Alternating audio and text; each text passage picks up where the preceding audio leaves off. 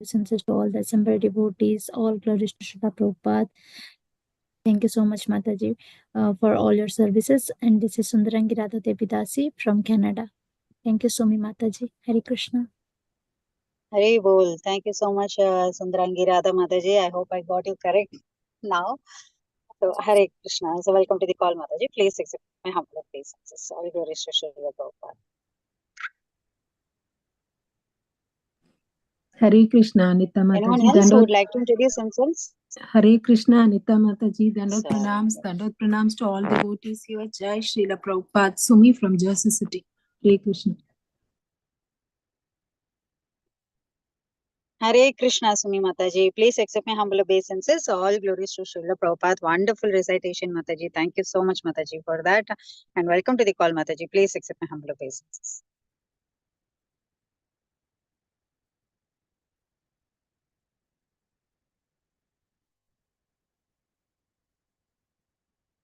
Hare Krishna, dear devotees. Welcome to the call. Would you like to go ahead and introduce yourselves?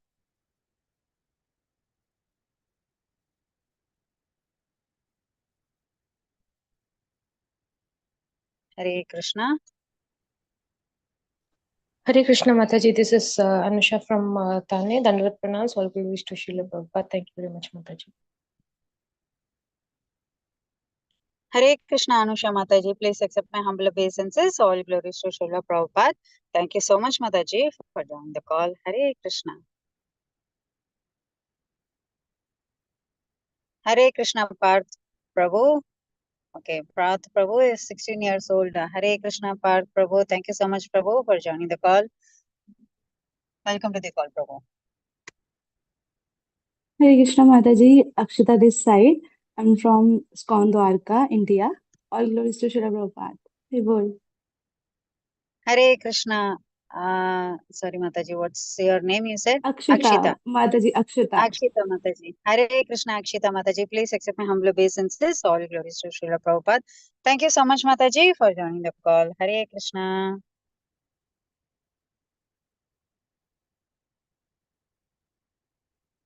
Anyone else who would like to introduce themselves?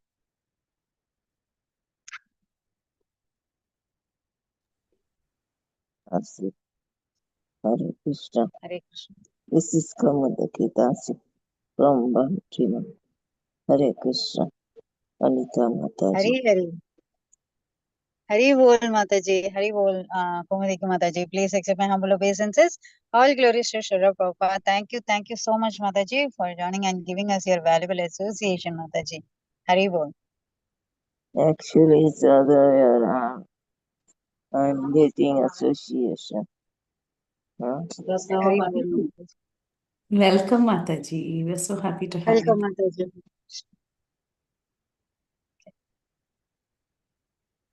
Hare Krishna, Mataji. Pranams.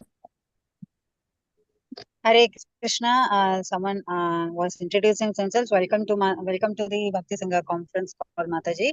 Thank you for joining the call. Hare Krishna, dear devotees. I once again welcome all of you to this Bhakti Sangha Japa conference call for this mid-morning session.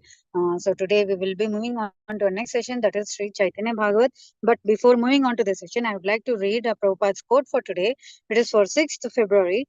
The flies, they are finding out where is sore, and the bees, they are finding out where there is honey. Two classes, fault finding and collecting the good things. Similarly, there are many rascals who are simply fault finding. Blasphemy means you have good qualities, but still, I am defaming you. The saintly person tends to overlook the bad qualities and see the good ones.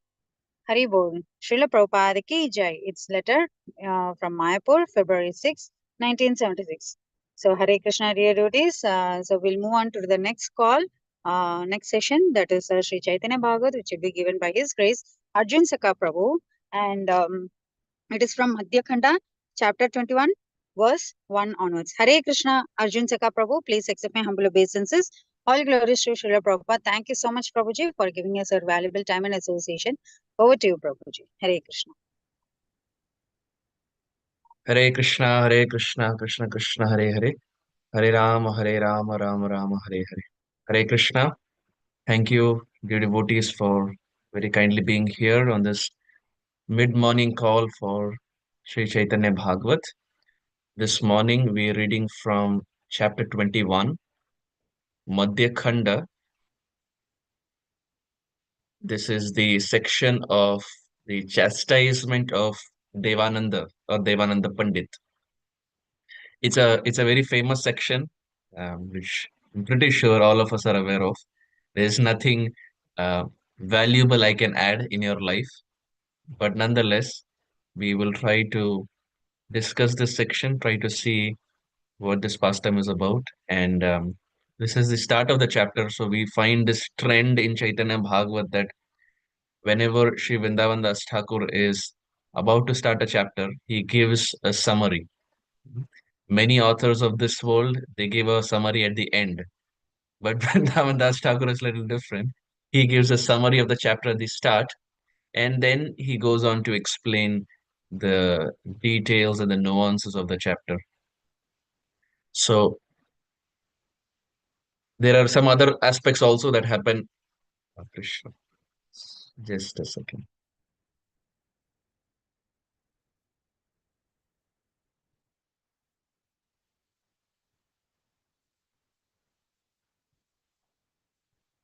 I don't know why my computer is behaving a little weird. So this is 20. Ah, Krishna. Mataji, can you share the screen instead? My Sure, computer is sure, behaving a sure, little weird. sure, Prabhuji. You want me to share from the summary introduction or?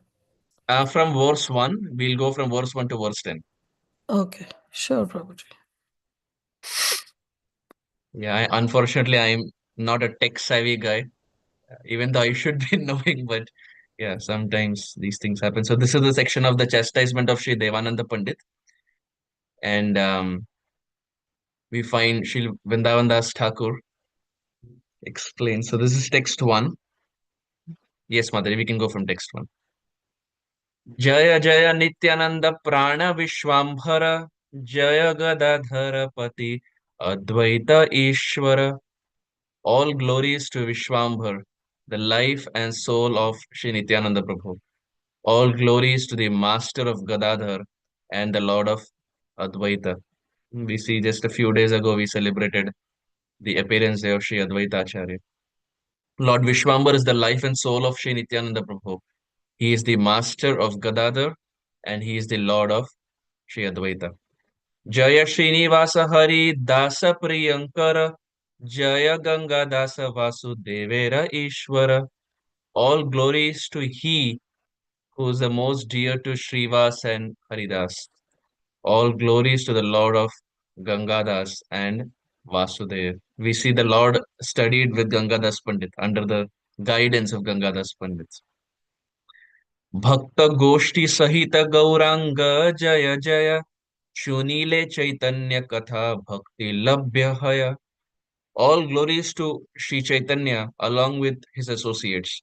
By hearing topics of Sri Chaitanya, one attains devotional service. Unless the worshipper, the object of worship, and the process of worship are combined together, the variegated pastimes of the Supreme Lord are not complete. In the absence of these three, there are no pastimes. In other words, there is non-variegatedness opposed to devotional service, or there is no manifestation. Those who do not discuss the topics of Chaitanya Dev are unable to realize the essential characteristics of devotional service. Those who are predominantly ignorant become averse to the service of the Supreme Lord by remaining non-devotees. False pride then overpowers them and drives them away from Bhagavan, Bhakta, and Bhakti. Text 4. Henamate Navadvipe Prabhu, Henamate Navadvipe Prabhu Vishwambara, Vihare Samhati Nityananda Gadadhara. In this way, Lord Vishwambar enjoyed his pastimes in Navadvip with Nityananda and Gadadhar. एकदिन प्रभु करे नगर भ्रमण चारि दिखे जत आप्त भागवत गण. One day the Lord was wandering about Navadvip, surrounded by his intimate devotees. सार्वभौम पिता विशारद महेश्वर ताहारा जंगले गेला प्रभु Vishwambar. While wandering, Lord Vishwambar went near the dam protecting the house of Visharda Maheshwara, the father of Sarvabhauma Bhattacharya. The word Janghala means dam. On the western side of the Ganges, in the area of Navadvip, lies the village of Kulia. There was some low-lying land to the west of that village, so there was a dam to protect Maheshwara Visharada's house in Vidyanagar from flood. Text 7. Seikhane Devananda Pandit Teravasa Parama Sushanta Vipra Moksha Abhilasha. At that place was the residence of Sri Devananda Pandit, a most peaceful Brahmana who desired liberation. The phrase Moksha Abhilasha is explained as follows. The desire for imaginary impersonal liberation devoid of service to the lotus feet of Vishnu is one of the desires of people who are full of anarthas or unwanted things. According to worldly perception, liberation means freedom from the threefold material miseries. But distinctions in perverted time, place, and persons are not possible without the manifestation of real time, place, and person. In the conception of those addicted to material enjoyment, service to the Supreme Lord does not appear to be liberation. If through material conceptions one displays indifference to objects that are related to Hari by performing austerity devoid of service to the Supreme Lord, and by crossing beyond temporary conceptions of material enjoyment based on the existence of the seer, the object of vision, and the act of seeing them, then one attains aversion to the service of the Supreme Lord. The interpretation of liberation by ignorant, foolish people who declare that the state of being devoid of devotion amounts to the desire for liberation is considered faulty according to the proper understanding of the Lord's devotees. That's a very deep technical purport, like the way Srila Bhaktivedanta Saraswati normally gives. Text number 8. ज्ञानवंत ज्ञानवंत तपस विज्ञान जन्म उदासीन भागवत पदाय तथापि भक्तिहीन. He was intelligent, austere, and neutral since birth. He taught Srimad Bhagavatam, yet he was devoid of devotion. Text 9 and 10. भागवते महा अध्यापक लोके घोषे मर्म अर्थ ना जाने न भक्ति ही न दोषे. जानी बारा योग्य जता आचये की छूताए कोण अपराधे नहीं कृष्ण से प्रमाण. People respected him as a great teacher of Srimad Bhagavatam, yet because he was devoid of devotion, he did not know the confidential purport. Even though he had some qualification to understand, he was unable because of some offense that only Krishna knew. All the ordinary people respected Devananda Pandit as an authority on Srimad Bhagavatam.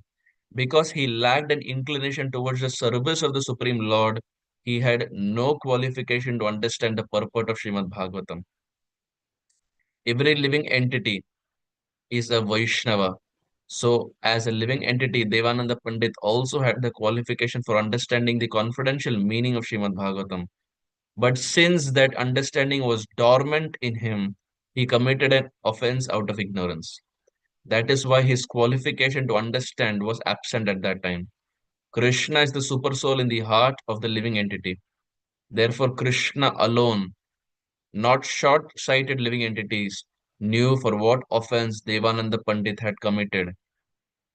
An offense despite teaching and studying Srimad Bhagavatam. Shri Chaitanya Bhagavat ki jai. Om Ajnanatimirandhasya Jnananjanashalakaya चक्षुरुन्मिलितं येन तस्मै श्रीगुरवे नमः। श्रीचैतन्यमनोभीष्टं स्थापितं येन भूतले स्वयं रूप कदा मह्यं ददाति स्वपदान्तिकं। वन्देऽहं श्रीगुरो श्रीयुतापदकमलं श्रीगुरुन् वैष्णवांश्च श्रीरूपं साग्रजातां सहगण रघुनाथान्वितं तं सजीवं साद्वैतं सावधूतं परिजनासहितं कृष्णचैतन्यदेवं श्रीराधा कृष्णपादान् सहगण ललिता श्रीविशाखान्वितांश्च हे कृष्ण करुणा सिंधु दीनबंधो जगत्पते गोपेश गोपिका कांत राधा कांत नमोस्तुते तप्त कांचन गौरांगी राधे वृंदावनेश्वरी वृषभानुस्तुते देवी प्रणमामि हरिप्रिये वाञ्छाकल्पतरुभ्यश्च कृपा सिन्धुभ्य एव च पतितानां पावनेभ्यो वैष्णवेभ्यो नमो नमः। नम ॐ विष्णुपादाय कृष्णप्रेष्ठाय भूतले श्रीमते भक्तिवेदान्त स्वामिनेति नामिने। नमस्ते सरस्वती देवे गौरवाणी प्रचारिणे निर्विशेष शून्यवाधि पाश्चात्य देशतारिणे। जय श्री कृष्ण चैतन्य प्रभो नित्यानंद श्री अद्वैत गदाधर श्रीवासादि गौर भक्त वृंद। हरे कृष्ण कृष्ण कृष्ण हरे हरे हरे राम राम राम हरे हरे। गुरवे गौरचंद्राय राधिकायै तदालये कृष्णाय कृष्ण भक्ताय तद्भक्ताय नमो नमः। श्री चैतन्य महाप्रभु की जय। So, dear devotees, thank you for being here. For those who just joined, this is the section of Chaitanya Mahaprabhu chastising Sri Devananda Pandit. And we find in Chaitanya Mahaprabhu's pastimes when Chaitanya Mahaprabhu, now is the time of, we say it's time of Mahakumbh. Every devotee is, every post, every status, everything is centered around Mahakumbh. And we find so many devotees, even from the West, are going just for a couple of days, take a dip in Mahakumbh. Hmm. So it's very auspicious, which comes once in 144 years. So, so this is the last time it's coming in this life, and probably the next time we take a birth, uh, may or may not we'll get in the next life. So, if considering everyone lives for maybe 70, 80 years or whatever, so after this birth, there'll be nothing in the next birth, and maybe a birth after that. Hmm. Of course, this is for those who are not going back home back to Godhead in one life. For those who are going to get Krishna in one life, then every day is a Mahakumbh in the spiritual world. But at least I'm talking for myself. So when Chaitanya Mahaprabhu was in Varanasi, Prayag and Varanasi we see are so close by. When Chaitanya Mahaprabhu was in Varanasi, Mahaprabhu went to the Bindu Madhav temple. And I remember when I went there 2 years back or 3 years back, unfortunately, the place where Mahaprabhu went, the Bindu Madhav temple that Chaitanya Mahaprabhu visited, that's there in Chaitanya Charitamrita also. In the present day, that place is a mosque. That place has been transformed to a mosque. The place where Mahaprabhu danced in Bindu Madhav, that present day is a mosque. And the deity of Bindu Madhav has been moved to a very small place adjacent to a mosque. The deity is still the deity is still the same, but the place where Mahaprabhu actually danced that we find in Chaitanya Charitamrita, that place unfortunately is a mosque at this point. So when Mahaprabhu was dancing in Bindu Madhav temple, hundreds and thousands of devotees were there around to dance with Mahaprabhu, to just see Chaitanya Mahaprabhu. Imagine the Supreme Lord is there around us and he's chanting and dancing. We would just drop everything that we have to go and see him. And Chaitanya Mahaprabhu was dancing this way. And as Chaitanya Mahaprabhu was dancing, Prakashananda Saraswati came there with all his disciples. And Chaitanya Charitamrita explains Prakashananda Saraswati at that time had almost 60,000 disciples. I remember when I heard it for the first time, I was thinking to myself, 60,000? How can someone have 60,000 disciples? I remember when I was small, I would even think maybe it's just an exaggeration. How can someone have 60,000 disciples? But it's actually possible because we find in our ISKCON also we have Srila Jayapataka Swami Maharaj, who has almost that many amount of disciples. So it's definitely a reality and it's definitely possible. So Prakashananda Saraswati came with all his disciples and he fell flat at the feet of Chaitanya Mahaprabhu begging for forgiveness. Why? Because he was more in the Mayavadi conception.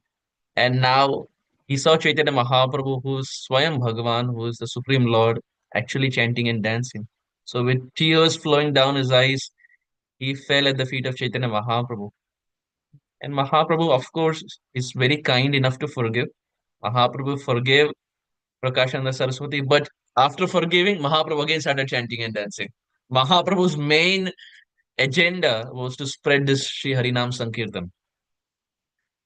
Kanchana Sadrisha Deha Aruණavasan Pulakashu Kampasveda Tahate Bhushan. Chaitanya Charitamrita beautifully explains. Actually, Chaitanya Charitamrita and Chaitanya Bhagavat go hand in hand. It's very difficult to pick one over the other because both speak about the same personality, but with some subtle differences. Not differences, but subtle additions, so to say. Kaviraj Goswami says, Kanchana Sadrisha Deha. When Mahaprabhu was dancing, his body was Kanchana. Kanchana means gold. It was gold personified actually dancing. Kanchana Sadrisha Deha Aruna Vasan. And the cloth he was wearing was Aruna, was orange. Pulakashu Kampasveda Tahate Bhushan. And Pulaka, his hair was standing on end. Like we say, Gauranga Bulite Habe, Pulaka Sharira. So his hair was standing on end. Tears were flowing down his eyes. His skin was being pale. And with this ecstatic symptoms, Chaitanya Mahaprabhu was dancing. And for Prakashananda Saraswati, this was very foreign. His Mayavadi conception was completely broken, seeing someone who was 7 feet tall, golden in complexion, tears flowing down his eyes, skin going pale, hair standing on end, and the person is loudly jumping and dancing. And Mahaprabhu was not alone. Mahaprabhu was surrounded with Paramananda Puri and Chandrasekhar and Sripad Sanatan Goswami and so many other associates. So we see it's very contagious. Whether or not, I've seen this also, and probably devotees can also relate. The first time when we all walked to an ISKCON temple on a Sunday feast and we saw everyone dancing, we were very shy to dance, right? It was very foreign for us.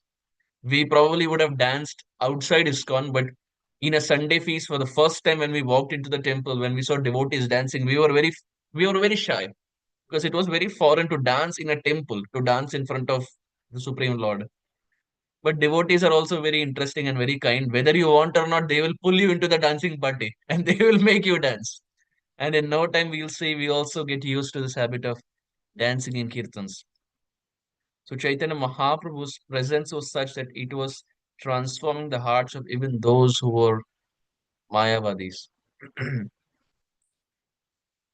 And as Chaitanya Mahaprabhu's pastimes continued this way, Mahaprabhu in every place that he was going, Mahaprabhu was teaching the prime principle of Srimad Bhagavatam, which is to chant and dance. We see the Srimad Bhagavatam ends with this theme. Nama Sankirtanam Yasya Sarva Papa Pranashanam Pranama Dukkha Shamanas Tam Namami Harim Param. Srila Shukadev Goswami, he speaks everything, but at the end he ends with Sri Harinam Sankirtan. Because even Shukadev Goswami understands, Sripad Indra Prabhu would say this, the Kali Yuga, understanding the Kali Yuga mentality is, whatever is told to us, we forget. But whatever is told to us at the end, we will remember. Even like in a 1 hour class, Now, whatever we discuss, probably we may not remember. But whatever the point is made at 9 o'clock, which is Pacific time or 10:30 India time or whatever, the last point is something that registers in our head because the memory is such. So Shukadev Goswami also understands the mindset of Kali Yuga people and he presents everything. But at the end, he says everything makes sense when it is coupled with Harinam Sankirtan. When there is Harinam Sankirtan, then everything makes sense. Which means the path to understand Srimad Bhagavatam goes through Sri Nam or Sri Nam Sankirtan. And this prime principle of Srimad Bhagavatam is what Chaitanya Mahaprabhu was teaching. It's a very interesting word. We say Srimad Bhagavatam. Shri means beauty, and Mada means to intoxicate. It is that book that intoxicates the reader with the beauty of Krishna or Krishna's pastimes. Srimad Bhagavatam. Shri means beauty and Mada means to intoxicate. So ideally, when we hear Srimad Bhagavatam, we should be intoxicated in the spiritual sense. Like Srila Prabhupada in the initial days in 26 Second Avenue, uh, he had made this caption or this one-liner, stay high forever. Because during those days, the hippies would have LSD and they would be high for a few minutes or maybe hour or whatever, and then they would come back. So Srila Prabhupada would say, why are you taking this so that you come back? Why don't you stay high forever? And they would ask Prabhupada, how is it even possible? Prabhupada would say, by Krishna consciousness, stay high forever. So that is our principle. We stay high forever by being spiritually intoxicated. So that is Srimad Bhagavatam. How much to study? Nityam Bhagavata Sevaya. As much as possible. Ideally, Nityam means 24 hours, but realistically, it's a little difficult considering our schedule and our commitments that we have. So as much as possible. Even for Chaitanya Charitamrita, Kaviraj Goswami says the same thing. Chaitanya Charitamrita, Nitya Karapan. That one should, as much as possible, accept Chaitanya Mahaprabhu and his pastimes in our life, and as much as possible, read Srimad Bhagavatam. So we understand what is the meaning of Srimad Bhagavatam. We spoke about how much to study. Now the third question is how long to study. When do I understand? When should I put a stop in studying Srimad Bhagavatam? How long to study? And we find this this point is answered by Shukadev Goswami himself in the Srimad Bhagavatam Canto 10 when the Aghasur pastime has just ended. At that time, Parikshit Maharaj is asking Srila Shukadev Goswami that Gurudev, you mentioned that Krishna killed Ghasur, but why is it that for 1 year the family members, the Gopa community that were there, they didn't even realize that it was Krishna who had expanded as their children. Krishna had become their children, Krishna had become the calves, Krishna had become the cows. Why is it that the Brajavasis didn't understand anything? How is it that Krishna tricked everyone, including Balaramji? How is it possible? And we understand the flow of Bhagavatam leads us to the pastime of the Brahma Vimohan Leela from the Aghasur pastime. So when that question was added, Sripad Sanatan Goswami explains, my Guru Maharaj was saying this, when Parikshit Maharaj asked this question as to how is it that the Brajavasis didn't understand anything for 1 year. Shukadev Goswami, thinking about the Brahma Vimohan pastime, became so absorbed and so intoxicated that he fainted in the Bhagavatam Katha Pandal.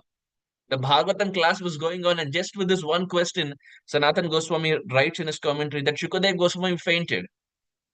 Ittam sa prashta satubad rayinis tat smarata nanta rita khilendriya krichrat punar labda bahir drishoshanai pratyahatam bhagavata uttama uttama. This verse is there in Bhagavatam itself. Sripad Sanatan Goswami writes that Shukadev Goswami fell unconscious just by hearing this question and remembering Brahma Vimohan Leela. And now Parikshit Maharaj had a panic attack. Parikshit Maharaj was thinking, it's already day 5 and the speaker is unconscious. I have only 2 more days. And all this time, I have heard all the remaining cantos of the Bhagavatam. But the essence of Bhagavatam is the 10th canto. And now that the 10th canto has come, the speaker is unconscious. What should I do? So Parikshit Maharaj was having this panic attack, so to say, that ab hum kahan jaye? The speaker is is unconscious. At that time, Bhagavatam explains, Krichrat punar labda bahi drishoshane. Krichrat means difficulty. Krichrat punar labda bahi drishoshane. To get him back to external consciousness, to get Shukadev Goswami back to external consciousness, Krichrat, it was very difficult. What was the difficulty? And how did they get him back? Sanatan Goswami writes that to get Shukadev Goswami back to consciousness on day 5 of the Katha that he was giving to Parikshit Maharaj, at that time, every attendant who was there, Narad Muni, Parashar Muni, Vyasadev, Jaimini Rishi, you name it, those who were present, including Parikshit Maharaj, all of them did Harinam Sankirtan. Sanatan Goswami writes. They did loud, tumultuous Harinam Sankirtan in between a Katha. Why? Not to call out to the Supreme Lord, but to wake up the speaker because time was running by quick for Parikshit Maharaj. So Shukadev Goswami is making this point that one should study Bhagavatam. How long should one study Bhagavatam? Till the time one doesn't faint. Only to get up again and study Bhagavatam and again faint. So in Bhagavatam itself, we find through these personalities, so many hidden aspects are mentioned. My Guru Maharaj, when he was young, Srila Radha Govinda Maharaj, before joining ISKCON, when he would study Bhagavatam from Sridhar Swami's commentary, at that time, his younger brother Radharaman Maharaj was saying this. That Srila Guru Maharaj had this uh, niyam, he had this tendency, or he had this vrat, commitment, that every day he will study one canto of the Srimad Bhagavatam. And every day he will memorize one chapter of Srimad Bhagavatam. Until the time this is not done, he will not have prasadam. And he did that for many, many years, and he would have prasadam only once a day. Every day studying one canto, and every day memorizing one chapter, and then honoring prasadam. Why? Because Bhagavatam is Yad Vaishnavanam Priyam. The yardstick to call ourselves a Vaishnav is how much attachment we have for Srimad Bhagavatam. It's not a um, self-proclaimed point. It's a point that's mentioned in Bhagavatam. Yad Vaishnavanam Priyam. If someone is a Vaishnav, then the way he can test whether he is a Vaishnav or not is how much attachment he has for Srimad Bhagavatam. Because a Vaishnav means he will for sure be attached to Srimad Bhagavatam. He will love the discussions of Srimad Bhagavatam. Why are we speaking so much about Srimad Bhagavatam? You may be wondering, it's a Chaitanya Bhagavat class. Why are we speaking so much about Srimad Bhagavatam? Well, because Devananda Pandit was a big time speaker of Srimad Bhagavatam. Now we come to our topic. Sri Devananda Pandit was such a speaker that when he would speak Srimad Bhagavatam, hundreds of people would be in the audience. He was a very prolific speaker. People would be attracted. Oh, Devananda Pandit, oh, houseful. He was very popular as a speaker and very erudite scholar who could quote many, many verses. Brahmachari, celibate. So he had all those qualities with him. He was not married. He was a brahmachari. He could quote verses. Many people would come and attend his katha. He was living in the western side of Ganga, where the father of Sarvabhauma Bhattacharya was living, as we read in the translation also. The father of Sarvabhauma Bhattacharya, who would live to the west of Ganga, that is where Sri Devananda Pandit also had his kutir. But in spite of all this, Devananda Pandit had one fault. And this was a big time fault. Sri Devananda Pandit, who would give classes, who would speak Srimad Bhagavatam, still his conclusions were very dry. Whenever he would speak, the conclusions were very dry. Meaning, when he would speak Bhagavatam, he would speak about everything except bhakti. Except devotion, he would speak everything. That devotion, which is the essence of Srimad Bhagavatam, from the first canto till the last canto, in every canto, in every chapter, in every verse, in every purport, in every translation, in every word we find Prabhupada hammers the point of bhakti. Right? Even in Bhagavad Gita, we find Krishna starts Bhakti Yoga from 7th chapter. Prabhupada starts Bhakti Yoga from the 1st chapter itself. Prabhupada doesn't waste time. So that Bhakti or Bhakti Yoga, which is the essence of every scripture, and which is primarily the essence of Srimad Bhagavatam as well, Devananda Pandit could not find that Bhakti, he could not find that devotion service even in one verse of Srimad Bhagavatam. So he would present, but that presentation was devoid of Bhakti. That presentation was devoid of devotional service. So the people also who would attend, they would be inspired, but the heart would not be surcharged in Bhakti. It is just amassing more and more Gyan. Rather than being Bhakta, they were being made into Gyanis. Why? Because Devananda Pandit was more or less a Gyani. So he would present Srimad Bhagavatam this way. And because of this, as so many people were coming and attending his classes, we see false ego is very subtle. We go by the numbers. How many likes are there? How many comments are there? How many people are there in a Zoom call? How many shares are there? And how many Instagram stories are there on my name? And whatnot. All of this adds to the false ego to the to an extent wherein it overpowers our purpose for which we're even doing the service. Instead of pleasing Krishna, instead of satisfying Krishna's senses, we start satisfying our own senses. And we see this. Devananda Pandit was no exception. As more and more people would come and more people would hear, and there was no one to correct him, Devananda Pandit started to have this realization that this is Srimad Bhagavatam. Whatever I am speaking, this is Srimad Bhagavatam. Because no one had ever told them that devotion is the essence. Shrimad Bhagavatam का सार भक्ति है, ये उन्हें बोलने वाला कोई था नहीं, और क्योंकि बोलने वाला कोई था नहीं, वो यही समझ बैठे कि यही सब कुछ है, मैं जो कर रहा हूँ यही सही है, this is everything. But we find Chaitanya Mahaprabhu is there to correct. How much ever we deviate, Chaitanya Mahaprabhu knows how to twist the ear and get the person back. Even though he is Namo Mahavadanyaya, Mahaprabhu knows how to get the person back. But the point I'm trying to make here is the Supreme Lord likes simple devotees. He doesn't like those who are puffed up and proud. Srila Radhanath Swami Maharaj in one class was saying this, that when there is pride, the person is already fallen. What comes later are the details. Such a nice point, right? When a person is proud, he's already fallen. What comes later are the details. So pride itself in the heart, that, oh, I know better.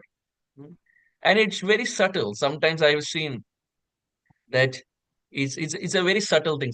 People may not even express, but it's there so much that, oh, I know better. I can chant this verse better than this devotee. Oh, this devotee is not chanting diacritics in the verse. Oh, I know Vaishnava songs more. I know Vaishnava songs memorized than this devotee. I know how to play mridanga in a better fashion. I know fancier ways of playing harmonium. And it's a never-ending race. And what are we achieving in this? Nothing. Are we pleasing the devotees? No. Are we pleasing Chaitanya Mahaprabhu? No. The false ego is only increasing and increasing and increasing every day. Madhu klivam cha madhvi ke sudhanam madhusudanam. False ego is like honey. Why? Because honey is very sweet. So false ego is like that. Why? Because when people praise us, it is very sweet to the ears. That Prabhuji, Mataji, you're very great. What wonderful class. What wonderful kirtan. Oh, this transition in melody. Oh, amazing. What cooking, Prabhuji. What Sunday fish cooking you did. It boosts our false ego so much that we start accepting, yes, I am the best. There's no one superior to me. And Krishna doesn't like this. Nor does Chaitanya Mahaprabhu like it. The Lord likes. Phone करो Hare Hare Krishna, Hare if Krishna, you can mute the mic. एक Hare Krishna, Mataji, please mute it. Yeah. The Supreme Lord prefers to stay with devotees who are simple. It's okay if you don't know many verses. It's okay if we don't know how to play harmonium. It's okay if we don't know many things. But if we are simple, Krishna likes simple people. Krishna doesn't like to stay around those who are puffed up and proud. We- like the other day I was reading this again. This is again I think a quote of Srila Radhanath Swami Maharaj. It was there somewhere online. Someone had posted. And Maharaj was saying, "We don't want to be great. All that we want is we want to serve the great devotees. We don't want to be great, but those who are great devotees, we want to serve them. That is our only abhilash. We don't want moksha abhilash like Devananda Pandit. All that we desire is we want to serve the devotees who are great, the devotees who are simple." Even this time, in the month of December, when we had our youth retreat called as Sharanagati at the Govardhan Eco Village, we had more than 40 youth who came from different parts of the world, from US, from Australia, from Dubai, and many other places. And there were so many instances that we could see where Maharaj's interaction with these youth was was so outstanding. These youth were like 15 and 16 and 17-year-olds. They were not even his disciples. They were in bhakti, they are nowhere close to him. In age, they are nowhere close to him. But small things we all noticed when these youth offered obeisances to Maharaj, Maharaj also offered full obeisances to them. Now it requires substantial humility to actually see Krishna is there in the heart of everyone, including a 16, 17-year-old youth. He, in fact, even told the youth, when the youth were standing in group, he even told the youth that Govardhan Eco Village has now become holy because all of you all have come from different parts of the world. And when we heard it, we were amazed. We said, "No, Maharaj, Govardhan Eco Village is holy because you are present here. You make the place holy, not we." But he genuinely meant it. With every youth who had come, he was spending so much time. He was giving so much of his time and attention. And it instilled this point in the heart of everyone that we don't want to become someone great. All that we aspire for is to become humble. What is the use? यदि 4 श्लोक अधिक पढ़ लिए, if 4, 5 verses we studied more, and if by studying more, if we are going to become puffed up and proud, what have we achieved? Nothing. Instead, we can be like someone like Kolavecha Sridhar. Kolavecha Sridhar didn't know many verses. He was simple, but Chaitanya Mahaprabhu would go to him every single day. And Keshav Kashmiri on the flip side knew so many verses, and Mahaprabhu smashed him completely. Devananda Pandit knew so many verses, and Mahaprabhu, we will see, Mahaprabhu smashed him completely. The Lord likes simple devotees, not puffed up and proud devotees. So the essence and the aim of studying Bhagavatam is not how much I can show off. In one class, how many verses I can quote. It's not to impress people. It's not to gain followers. There were so many instances when Prabhupada was there in 26 Second Avenue and there was no one in the audience, and Prabhupada would still speak because our audience is not the people around, our audience is Krishna. Whether or not anyone is there, we still speak. Jayananda Prabhu, Prabhupada's dear disciple, who was materially so qualified, because of whom we have the Jagannath Rath Yatra in the West, is the pioneer of the Rath Yatra in the West. Jayananda Prabhu, it's very beautifully explained. Srila Tamal Krishna Maharaj says it in his memories. Srila Tamal Krishna Maharaj was getting Brahman Diksha. So Prabhupada called him to the room. And when Srila Tamal Krishna Maharaj was going inside the room to get his Brahman Diksha, Jayananda Prabhu came to Tamal Krishna Maharaj. And he told Srila Tamal Krishna Maharaj that, "Maharaj, can I also come with you?" So Srila Tamal Krishna Maharaj said, "But you are already initiated.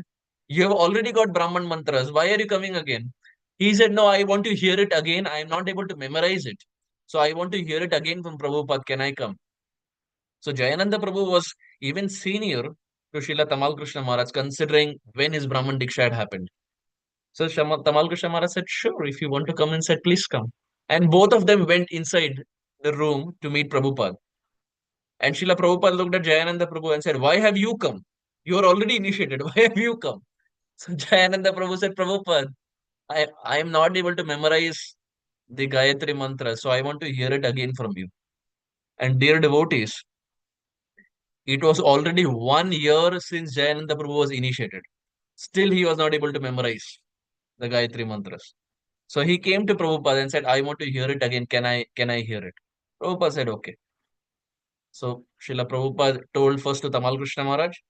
Then after Tamal Krishna Maharaj left, he told to Jayananda Prabhu.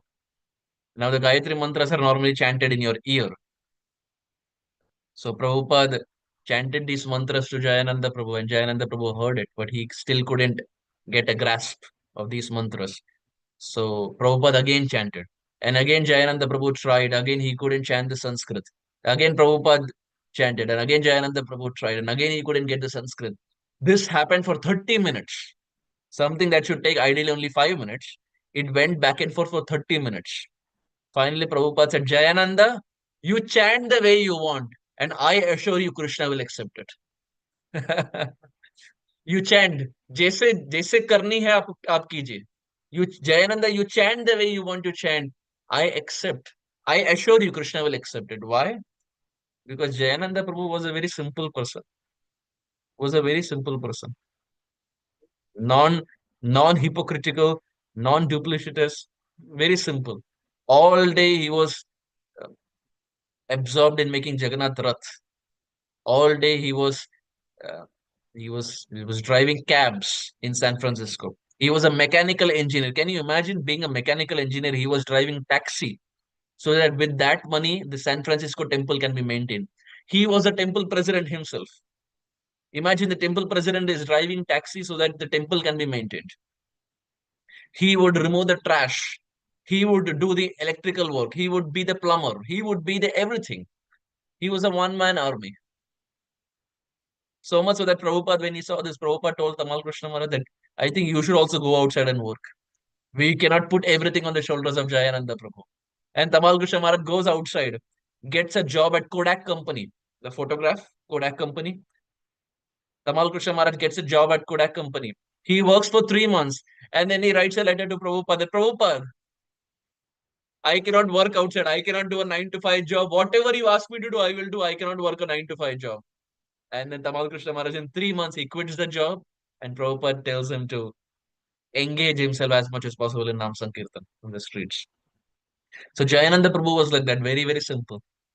And even though he couldn't get the Sanskrit, Prabhupada assured that Krishna will take it. Why? Because there is simplicity.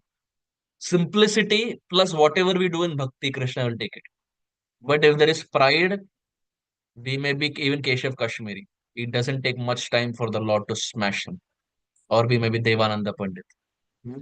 Shastra is not meant to show off how much we know. All those who had that mentality were completely doomed in Shastra. Keshav Kashmiri, Devananda Pandit, even Dhritarashtra from the Mahabharata.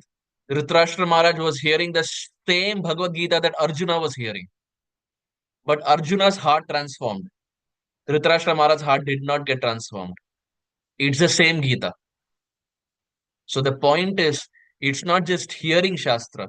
It's not just being in a Bhagavatam class. It's the intention.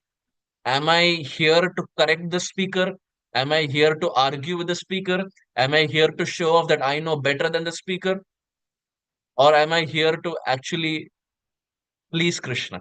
Am I here so that by hearing, my attachment and my affection towards Krishna increases? Our intention really matters, dear devotees, when we are hearing. It can be the same katha. We would have heard it in the past. But if the intention is not correct, the purification is going to take a lot of time. Simplicity attracts the heart of Chaitanya Mahaprabhu and Krishna. In Chowpatty, in Radha Gopinath Mandir, there was a very nice devotee. Probably some devotees would have even met him and interacted with him. Some would have heard about him. There was a very nice devotee by the name Stoka Krishna Prabhu.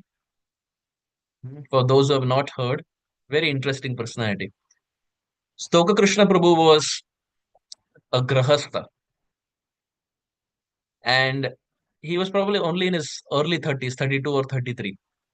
And in his early 30s, being a grahastha, he had one daughter who was just a few months old. And as this daughter was just a few months old, he was only in his early 30s, a grahastha. At that time, the unthinkable happened. He was detected with stage 4 cancer. And as he was detected with stage 4 cancer, there was no way going back. The organs already started deteriorating. The body became paralyzed below the waist, paraplegic below the waist, completely paralyzed below the waist. So he would be on his bed completely, not even able to move. And at that time, he made a wish. He told Srila Radhanath Swami Maharaj, said, Maharaj, the last few days, I want to stay in the ashram with the brahmacharis. I want to stay near Radha Gopinath. I want to stay with the brahmacharis. Can I stay? And Maharaj agreed. So he was brought to the temple, and the brahmacharis were serving him day in and day out. Right from morning till evening, the brahmacharis would serve him. Every single day, Maharaj would come and talk to him. And in one of those instances, because he was having cancer, and Srila Bhakti Tirtha Swami Maharaj also had cancer, Srila Radhanath Maharaj tells Stoka Krishna Prabhu that, my dear Prabhu, I pray that very soon you also join Srila Bhakti Tirtha Swami Maharaj in the spiritual world. What more can be glorious to devotees? A guru blessing the disciple to be with Srila Bhakti Tirtha Maharaj, who is another exalted sadhu. And Maharaj looks at him and says, your forehead is completely covered with Brajraj. You're almost like a Gopa of Vrindavan. And Mr. Krishna Prabhu says, Maharaj, for me, you are everything. I don't know anyone. For me, you and Srila Prabhupada are everything. And Srila Radhanath Maharaj tells him, Radha Gopinath are everything for us. And it's a very sweet exchange that goes back and forth. In the final days that he had, because he had cancer and he couldn't move, the devotees would get him prasadam and they would keep on the uh, near his bed. There was like a small table that they had, makeshift table that they had put on the bed, and they would keep plates of prasadam.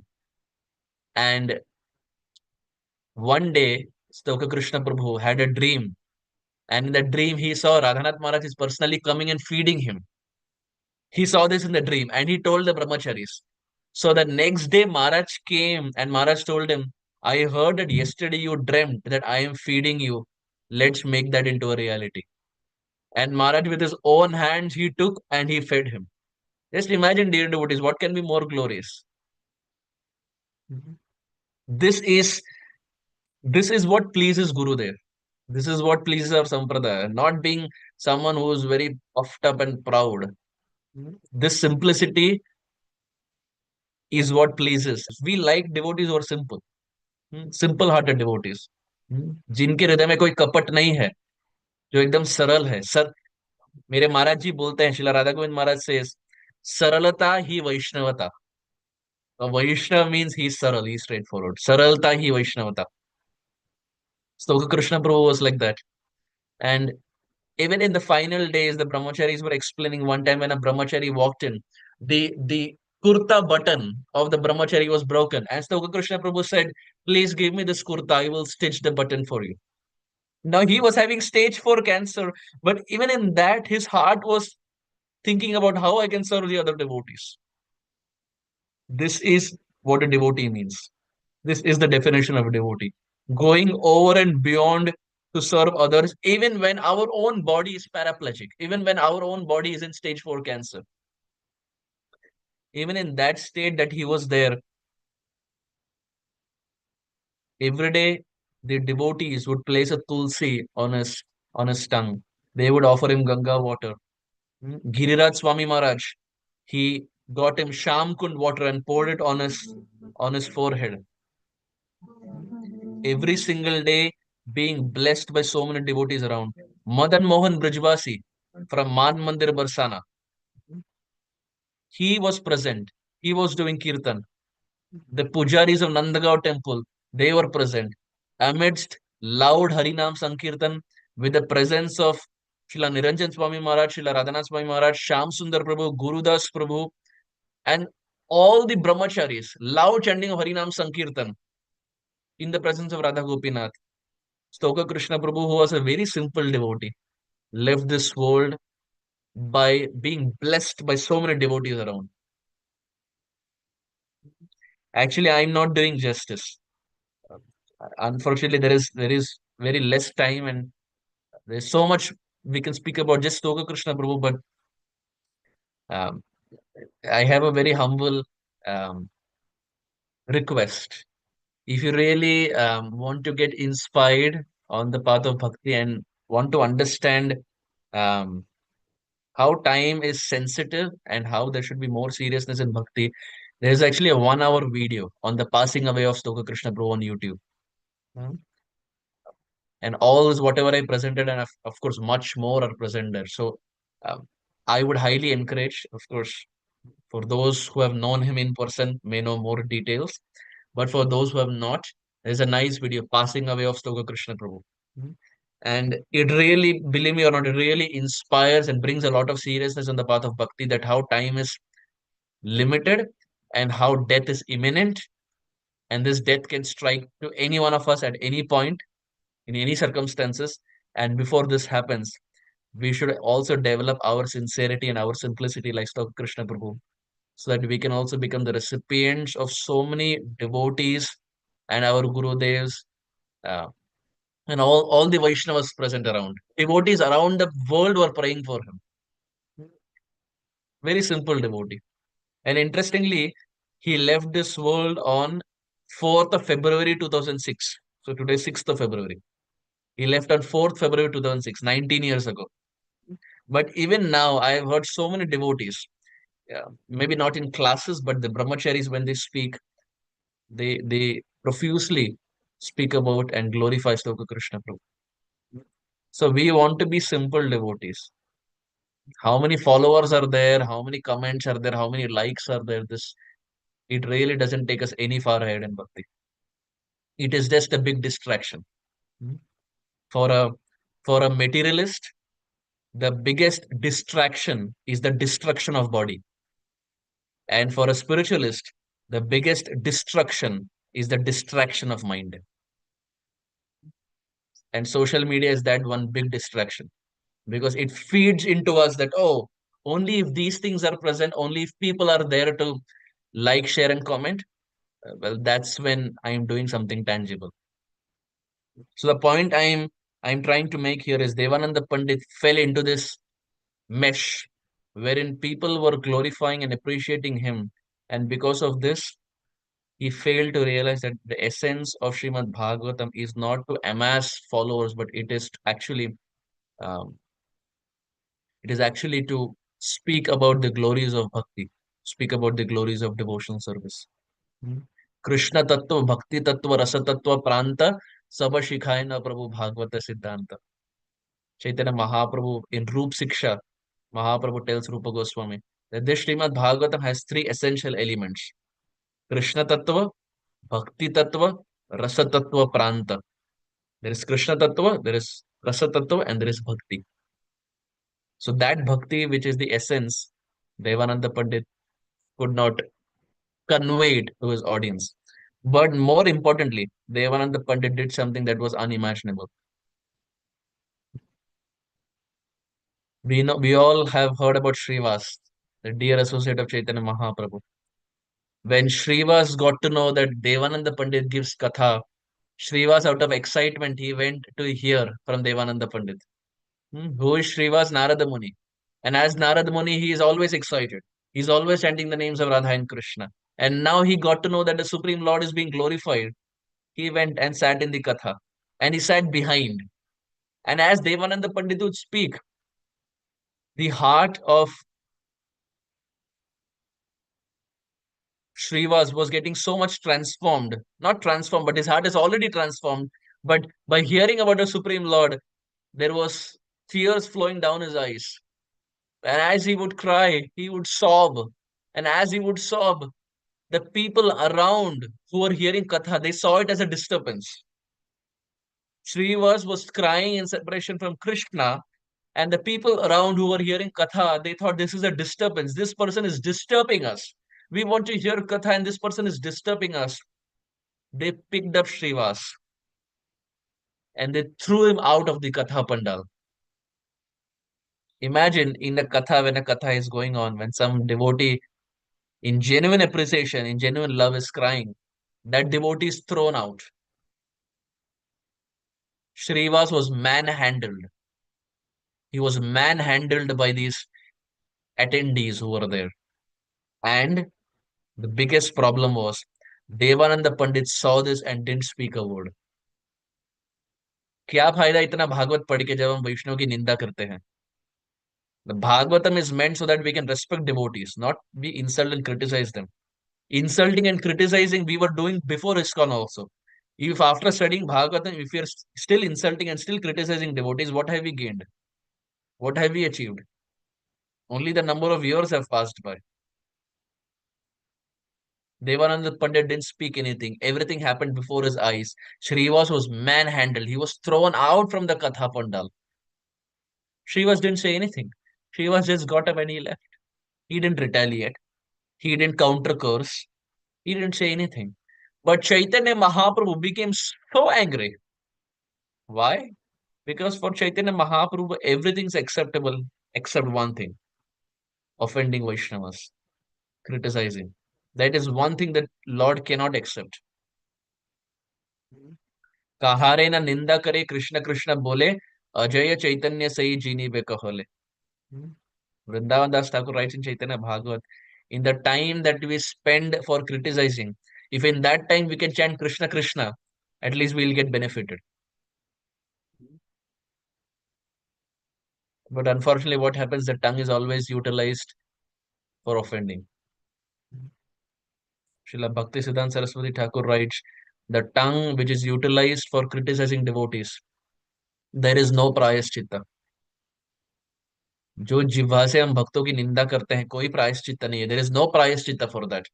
The only form of atonement, how much ever, whatever tapasya we do, Vaishnava aparadha is something that never goes away very quickly. The only way Saraswati Thakur would write is we can nullify the offense is with that same tongue with which we criticize devotees. If with that same tongue we can glorify the same devotee, then that is some prayaschitta. Of course, with the commitment that I will not do it again. Not that we use the same tongue for punar mushiko bhava. Not that we keep doing it again and again. But it's very difficult. Aparad to devotees. One may even be Durvasa Muni. Durvasa Muni is Lord Shiva. One may be Durvasa Muni, but little offense to Ambarish Maharaj and the Sudarshan Chakra chases you and follows you. One may be even Sachi Mata, Chaitanya Mahaprabhu's mother, but little offense to Advaita Acharya. And Chaitanya Mahaprabhu's rules are to the point. So Vaishnava Aparad has unfortunately no cure. And the only cure from the standpoint of Srila Saraswati Thakur is we go and beg forgiveness from that same devotee. Sachi Mata went back to Advaita Acharya. Durvasa Muni went back to Ambarish Maharaj. And all of these examples we find. Gopal Chapal went back to Srivas. So devotee whom we have criticized, we go back to that same devotee and ask for forgiveness with this commitment that I will not criticize and insult. And it's not just a point of Chaitanya Charitamrita or Chaitanya Bhagavat. We find that in Srimad Bhagavatam also. And we find in so many scriptures that if there is one thing that the Supreme Lord, or there is one thing that repels us from the mercy of the Supreme Lord, is Vaishnava Aparadha. In the ninth canto of the Bhagavatam also we find in the Ambarish Maharaj pastime, Krishna says this point, Sadhavo hridayam mahyam, sadhunam hridayam tvaham, madanyate na jananti naham tebhyo managapi. Krishna says that I don't know anyone apart from my devotee, and my devotee doesn't know anyone apart from me. I don't want to know anyone apart from my devotee, and my devotee doesn't want to know anyone apart from me. हम खुश है, हम भगवान को जानते हैं, बस आप किन्हीं को नहीं जानना. So, unfortunately, Devananda Pandit had fallen into this mesh of speaking Srimad Bhagavatam, but one, not understanding the essence to be bhakti and not speaking about bhakti. And second, more grave, is to insult Srivas. Hanti nindanti vaidveshti vaishnavana kriddati yati no harsha darshane patanani shat. The Hari Bhakti Vilas explains 6 types of offenses towards the devotees, and the most heinous is Hanti. It's to kill or to hit a devotee. We never do that. right? We never hit a devotee. We never kill a devotee. Hanti. Here, Srivas was manhandled, but Srivas never said anything. He never said anything. Devotee is how much ever inconvenience we face. Devotee is a mature devotee. A mature devotee, let me put it that way. A mature devotee is someone who doesn't react. What happens with us is whenever little there is agitation, we immediately react. Instead of responding, we react. Reaction is impulsive, bina soche samjhe. But to respond is when we think and then we give an answer that is more matured rather than being impulsive. So when life throws lemons at us, instead of reacting, if we can respond, that is the Bhagavatam way. That is how devotees have done in Shastra. They don't react, they respond to situations. Hmm. And eventually, it's a long story. I wouldn't get into more details, but we find eventually Devananda Pandit gets the mercy of Chaitanya Mahaprabhu. How he gets that, we will leave that to the other speakers, as and when they discuss about the verses in this chapter. But we find we find this point that a devotee prays only for three things. Hmm. We don't want we don't want a lot of things from the Supreme Lord. We want only three things. Hmm. One is, my dear Lord, may I develop attraction towards your lotus feet. In every life I take, my dear Lord, may I develop attraction towards your lotus feet. King Kulashekara Alvar also makes the same point.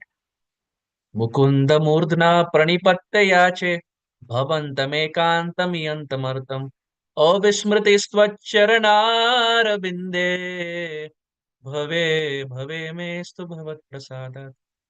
He says, my dear Lord, in every lifetime I take, I have one desire. I'm not asking for big things, Krishna. I'm asking only one thing. Wherever I take birth, hmm, because considering the devotion that I have, I may take another birth. Hmm. I am not pure like Prabhupada or my Gurujan that I will maybe get Krishna right away. I may have to take maybe a couple of births. But my dear Lord, wherever I take birth, you know where I'm going to take birth. But you give me this guarantee that wherever I take birth, I never forget your lotus feet. Bhave Bhave Mestu Bhavat Prasada. Then every lifetime may I remember your lotus feet and may I be attracted towards your lotus feet. Second, may I develop that attraction in the association of the devotees. भक्तों के संग रहूं और भक्तों के संग आपके चरण कमलों के प्रति प्रेम जागृत करो. First, may I develop attraction towards your lotus feet. Second, may I develop that attraction in the association of devotees.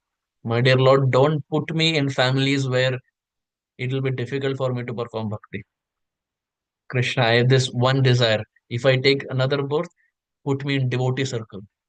Put me in places where my family members, the devotees around, the people around are all devotees. So it's conducive for me.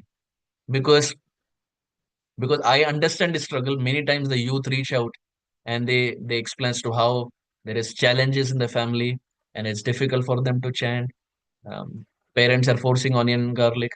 I remember uh, one girl had written from West Bengal. This was like 2 years back, and she had mentioned in that email. I don't even know who the Mataji is, but from the email I understood maybe it's a youth, 14, 15-year old, and she had written that the parents are not allowing me to chant. They're saying that if I chant, I will leave everything and I will not get married.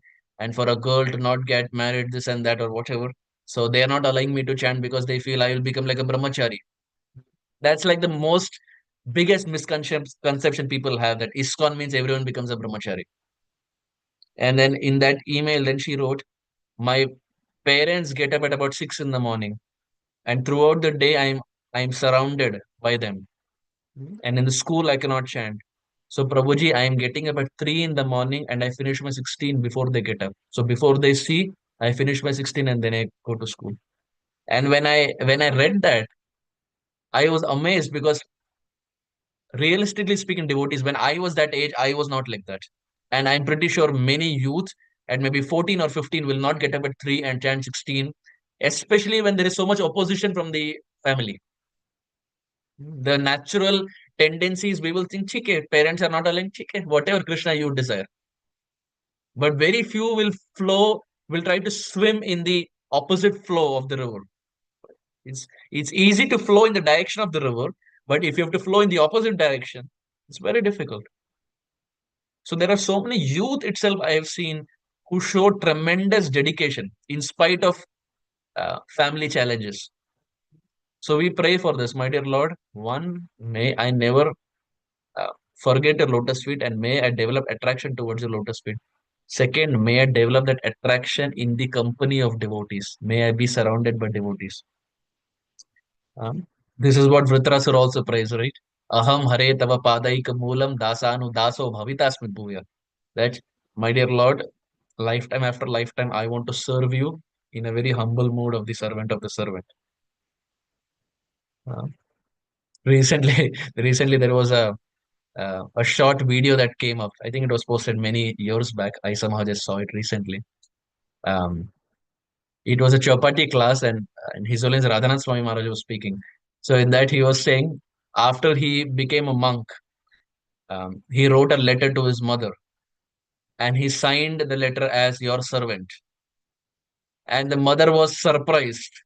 So she wrote a letter back and saying, why are you belittling yourself? Like, you are born in Chicago, you have studied so much, you are like an American citizen. Why you gone to India? And what is this? Your servant? Like, we are not servants. We are not servants of anyone. And then Maharaj wrote another letter explaining the whole thing, trying to explain not the complete philosophy, but just in essence. And then he signed servant of your servant. And then he sent it to his mother. Now the mother was extremely perplexed. And Maharaj was laughing, and he was saying that after the second letter, when he wrote the servant of your servant, the mother did not respond. And then eventually they discussed face to face. But Maharaj said, if she would have responded, then I would have written a third letter, and I would have signed it, the servant of your servant of your servant.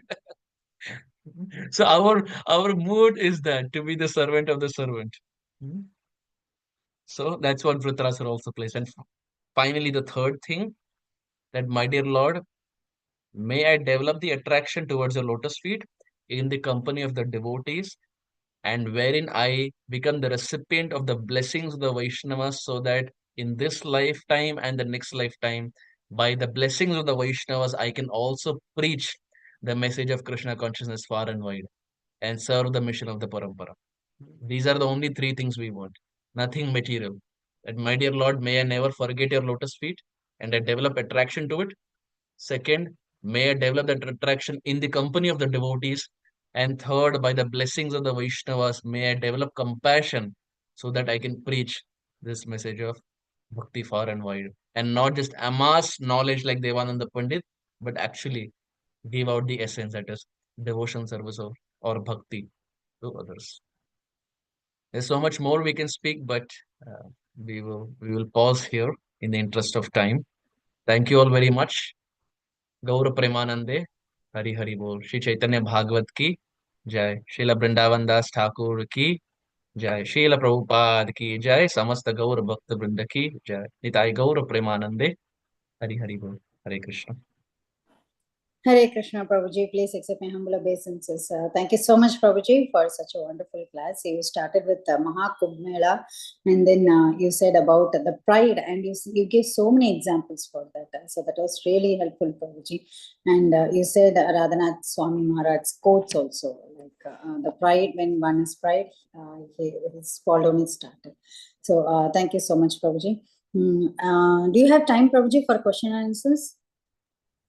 Yes, Madhuri, we can take. Okay. So we have many raised hands.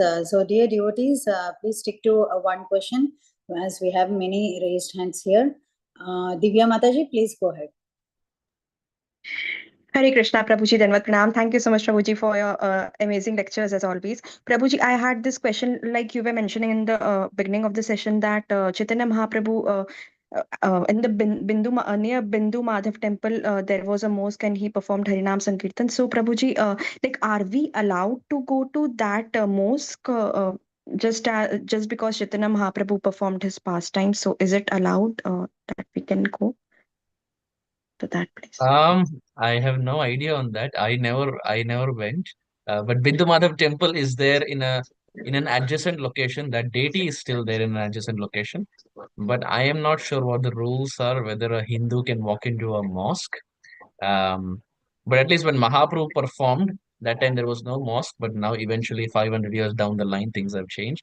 But unfortunately, Mataji, I have no idea whether a Hindu can walk into a mosque. But yes, you can definitely take darshan of Bindu Madhav deity, that deity that Chaitanya Mahaprabhu personally saw and danced in front of. That deity is still there.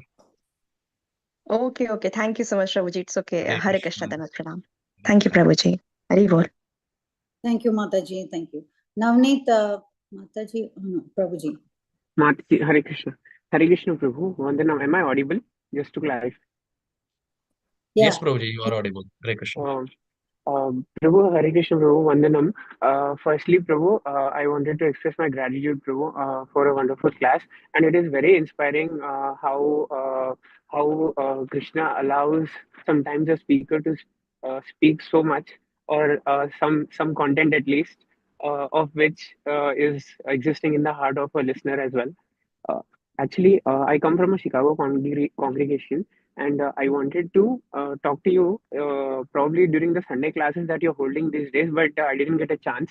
Uh, I wanted to actually thank you very much because there was a small video posted by you, like probably a year or two ago, on Rudrasura prayers, and I was wanting. I mean, I was desiring to learn those prayers for some reason I don't know. And by listening to that video of yours, I was able to learn and memorize those prayers, and I keep reading those every day. So I'm so grateful. And in the end, you also poured the Vitrasura story once again in the form of reflections. So thank you so much. I just wanted to say that. Thank you so much. Hare Krishna. Hare Krishna. Thank you, dear Prabhu. Vritrasur prayers are indeed very sweet, and there are only 4 verses, so it doesn't take much time to memorize. But I am glad that it's always for me personally. It's always very encouraging, and I feel the adults may also agree to it that when the youth take up more seriously, it inspires the adults, and it's a green flag for ISKCON that when more youth um, take part in this movement more seriously as far as Shastra is concerned and as far as Nam is concerned and as far as Seva is concerned. It's always nice because we understand that the movement is in good hands going ahead. So thank you. Thank you so much, Prabhuji, for being a youth and memorizing Shastra and memorizing verses. Thank you. Hare Krishna. Thank you. Hare Krishna. Hare Krishna. Thank you, Prabhuji. So next, Varsha Mataji. Hare Krishna, Pranam Prabhuji. Thank you so much, Prabhuji, for this wonderful class. Prabhuji, my question was that we discuss about the simplicity so much. So how can we become simple? How can we imbibe this quality in our lives? How can we become simple in our dealings, simple by heart that can attract Krishna and Mahaprabhu's mercy and Vaishnav's mercy? Well, by associating with simple devotees, that's the only way. That's the only way. Um, envy, pride, jealousy, anger, these qualities, unfortunately, if we try um, on our own accord, on our own endeavor, yes, we may try to remove them to a certain extent, but somehow these things keep coming back, and we have all seen. If we think that okay, from now I will not be jealous or I will not be proud, and we maybe do that for a week, for 2 weeks or whatever, and some instance comes up, and then we become like angry and we become proud, etc. These are spiritual qualities, to not be proud, to not be jealous. To be jealous, to be proud is a material quality.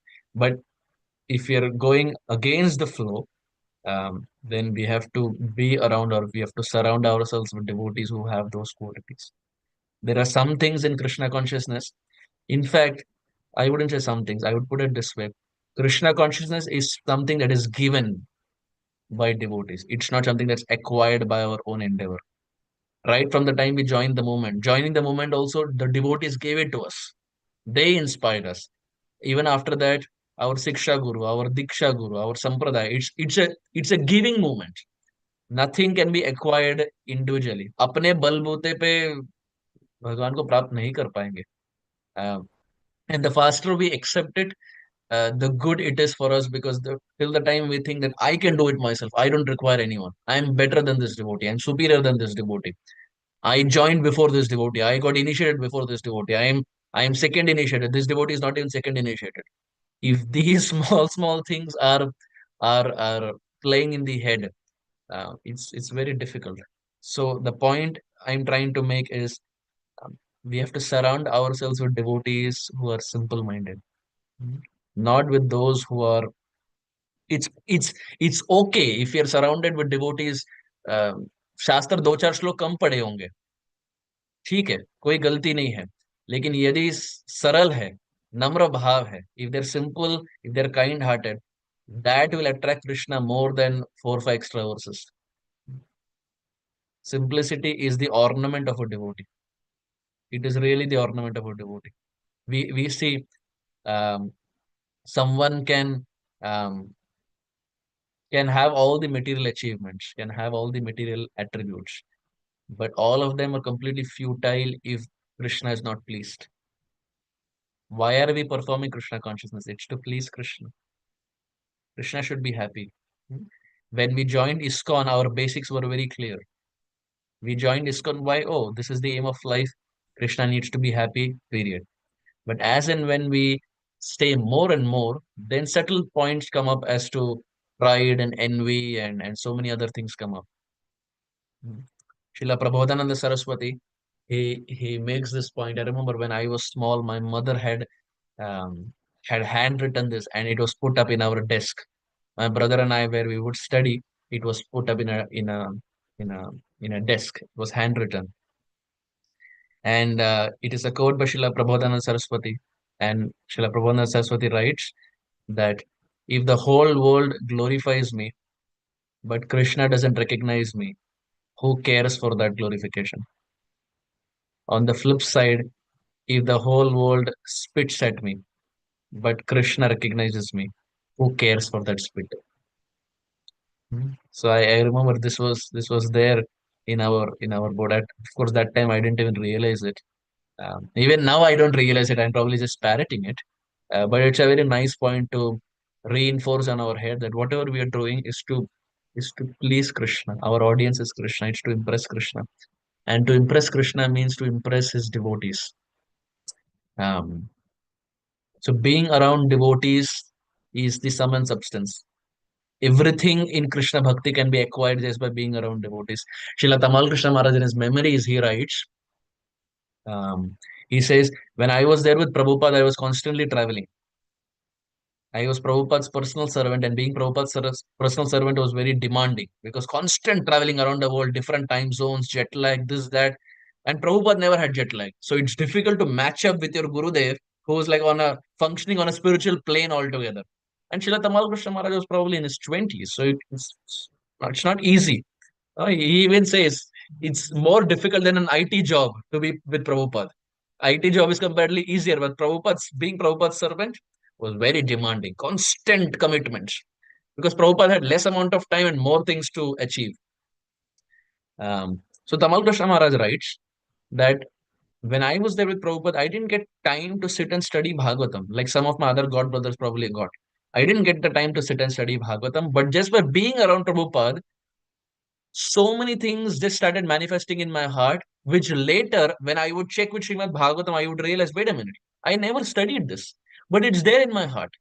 And he says the conception came just by serving Prabhupada, just by being around Prabhupada, just by being around a sadhu, the import of Srimad Bhagavatam comes in our heart. The book Bhagavat can be opened only by a person Bhagavat. The Grantha Bhagavat can be opened by a Bhakta Bhagavat. Devananda Pandit was studying book Bhagavat. He was studying Grantha Bhagavat. But till the time he didn't associate with Vakreshwar Pandit, who is a Bhakta Bhagavat, book Bhagavat never revealed itself to him. So even for us, कितना भी श्लोक पढ़ ले, कितना भी भागवत पढ़ ले, इत्यादि इत्यादि इत्यादि, whatever, till the time we are not surrounded and we don't serve sadhus, Vaishnava Seva, till that time the import of Shastra will not come. And the import of Shastra is to be simple, is to be non-envious. So the point is to be around devotees and to serve those simple devotees who have touched the heart of Krishna. And when we become the recipient of the blessings of those sadhus, then the qualities that they have in their heart, which is simplicity, comes in our heart. So it's the process is Vaishnava Seva. That's the only way. That's the only way. Not through our endeavor, but by serving Vaishnavas. Hare Krishna. Hare Krishna. Thank you, Prabhu. Yeah, next is Harshit Sharma, Prabhuji. Hare Krishna, Prabhuji. Hare Krishna, Prabhuji. Dharat pranam. Hare Krishna, Prabhuji. Dharat pranam. Thank you for your wonderful class. प्रभुजी मेरा ये question था, जैसे अभी मैं student हूँ और गृहस्थ में रह के जैसे कि अगर अभी कैसे भक्ति करी जाए, लाइक अपनी जिम्मेदारियों को फैमिली के प्रति जो है, स्टडी के प्रति, आगे जॉब के प्रति भी होंगी, उन जिम्मेदारियों को निभाते हुए वो भी निरासक्त भाव से कैसे हैं जिससे कि भक्ति में भी ग्रो कर पाए। तो उसमें तो मैं हिंदी में आंसर करूं कि अंग्रेजी में करूं? As your wish. ठीक है, मैं अंग्रेजी में करता हूं क्योंकि कई सारे भक्त हैं, तो मैं अंग्रेजी में करता हूं. So I will just repeat the question. So Prabhuji was saying that being a grahastha, how do we carry our daily activities so that we can make sure that all our activities are centered towards Krishna? Because as a grahastha, there are so many things, kids, job, and so many other things. How to make sure that Krishna is still the center of our activities and center of our lives. Well, the basic understanding is, irrespective of whether we are grahastha or brahmachari, our goal is to please Krishna and is to serve Krishna. So even as a grahastha, whatever job we have, whatever money we have, let us not think that it's a material thing. Let us not think that, oh, the brahmacharis are there in the temple, what they are doing is devotion, what a grahastha is doing, making money, oh, this is not devotion. Let's not think it that way, because for whatever reason, now we have entered grahastha ashram. So as a grahastha, if we keep brahmachari mindset, then we are causing harm to our grahastha life. So we have to start thinking as a grahastha, and the whatever money or whatever job we have, if we start thinking that, my dear Lord, this work that I'm doing externally may not be devotional oriented. It may not be like studying Bhagavatam or doing Kirtan or whatever. But my dear Lord, to preach your movement, money is required. How can we make temples without money? How can we print books without money? How can we buy harmonium, mridanga, kartal without money? How can we install deities without money? How can we do mandira marjanam without money? For everything, money is required. So, my dear Lord, the brahmacharis are preaching the message, and we as grahasthas, we are helping the brahmacharis so that they can preach the message. And how are we helping? By providing them with Lakshmi, the job that we are doing. If this is the mindset that we have, that even my job is like bhajan, it's not different from bhajan. My job is my bhajan. If we have this mindset that the money that we make, my dear Krishna, I am making it so that your Chaitanya Mahaprabhu's mission can be spread far and wide, then that action is also devotionalized. यदि भाव ये है कि मैं पैसा कमाऊंगा ताकि वो पैसे से मैं रोल्स रॉयस खरीदूं, then that's not a very devotional mindset. But if the mode is, with that money, my dear Lord, I will use it so that more BBT books can be printed. So that with that money, my Gurudev's preaching can go far and wide. I will book tickets for my Gurudev. Wherever he wants to travel, maybe I will help in sponsoring a ticket. Just giving an example. Now that activity of earning money, even though externally it was not devotional, now becomes spiritualized because you are using that money for preaching Mahaprabhu's mission. So now that activity also becomes like bhajan. तो कहने का ये तात्पर्य है कि हमारा जो job है या जो भी गृहस्थ कर्तव्य है, इसको भक्ति से अन्य ना समझे. Let us not think that it's different or far from bhakti. Let us take it as a limb of Krishna consciousness where we have to take care of our family members. We have to take care of children. Like Srila Prabhupada many times would tell his disciples that these children are Vaikunta children. They are from Vaikunta and Krishna has given them to you so that you can take care of them. So taking care of children also becomes a devotional activity if we start thinking that these children are Vaikuntha children. They are Krishna's children, and Krishna has given them to you. You take care. अब हुआ ना सेवा, अब सेवा बन गया वो. तो बस भाव की बात है. यदि भाव है तो गृहस्थ में भी हम भगवान को स्मरण कर सकते हैं.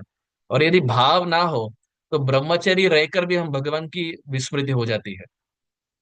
Like I remember, like many years back, my brother told me this because it happened with him. Um, in Radha Kund, when he was doing, I think, parikrama.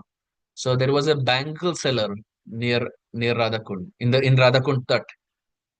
And when when she got to know that my brother is from Mumbai, born and brought up in Mumbai, so the bangle seller said, "Oh, Mumbai, Amitabh Bachchan, Shah Rukh Khan." She was sitting on the banks of Radha Kund, and she said, "Oh, Mumbai means you will be seeing them, right? Like you would have seen them many times. Amitabh, Shah Rukh, and all. You would have seen them many times."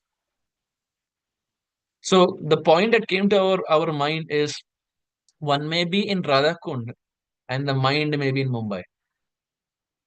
We are leaving Mumbai, we are leaving Seattle so that we can be in Vrindavan. We are leaving Avatari Desh, UAE, so that we can be eternal in Mayapur and Vrindavan. Right? We want to be in the Dhamas. So the point is, we are where our mind is.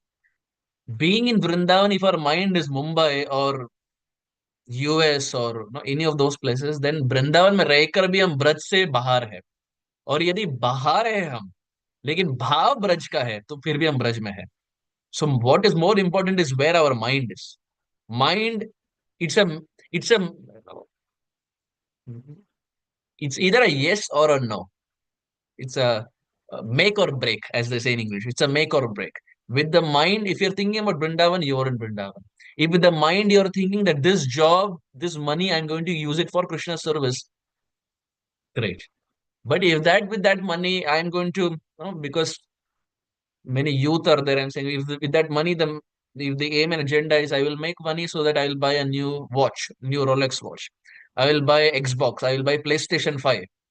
If that is the bhav, it's not aparad, but it's not devotion either. अपराध नहीं बनेगा but भक्ति भी नहीं है. So to devotionalize our thing, even as a grahastha, whatever money we have, this is why Hari Bhakti Vilas speaks about charity. If we can give at least one portion, it can be even 1/4 of our salary as charity, maybe to the local temple or to the preachers or to our Gurudev or to our Siksha Guru or whatever it is. You can do the math. Hmm? If it is used that way, then our work, our student life, our children, our wife, everything can be seen in a spiritual way. तो कहने का तात्पर्य ये है कि भाव की है बात. बस भाव यदि सही है, so we can navigate every place. But if the bhav is not there, then Vrindavan में रहकर भी हम वृंदावन या ब्रज रस से वंचित रह जाएंगे. So those are a few thoughts. Hare Krishna.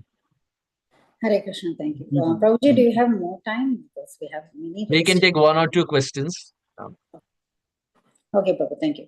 Ritu Parana, Prabhu. Ritu Parana, yeah. Hare Krishna Prabhuji, Dandavat Pranam. Thank you so much for the amazing class. Prabhuji, actually, I faced a situation today. It was regarding that not offending the devotees. I have a family member. Actually, she helps me in serving the deities in the home and she helps me in the seva.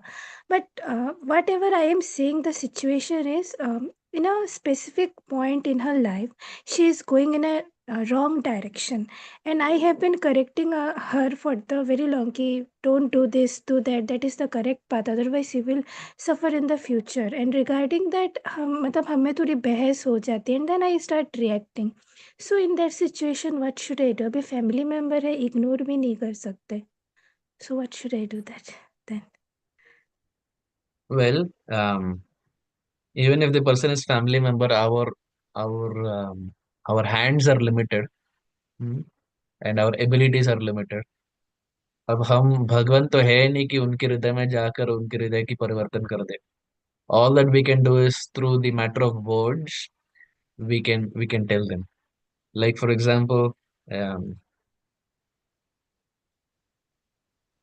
Like in English, they say you can take a horse to the pond, but drink it must.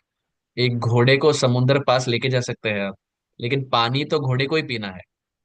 You can take the horse to the pond and say that, oh, there is water, you drink it. But whether or not to drink, it's up to the horse. उसी प्रकार you can take the person to the extent wherein you can tell them this is right and this is wrong. Don't do this. These are the repercussions that may come. But at the end of the day, if the person doesn't want to take it up, there's nothing much you can do. Like I give you another example. Like I have seen, um, like for example, cigarettes.